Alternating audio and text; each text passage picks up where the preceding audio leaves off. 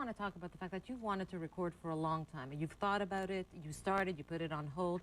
Most people would say, you know what, I'm going to work on my career first, and then I'm going to have the kids. Not Lisa Marie Presley. Right. She decided she wanted to have the kids first, raise the family, and then make the album. Right. I mean, that's a very interesting choice. And also, you could have had the kids, raise them, and then say, you know what, to hell with the album, I don't feel like doing it anymore. But that did not happen in your case.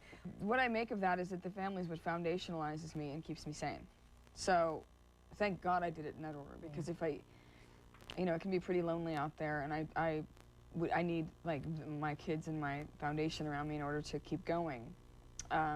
So thank God that happened that way. It wasn't intended, but that's the way. I kind of knew to have that, you know, build that around me and focus on something more important in life, which would be children.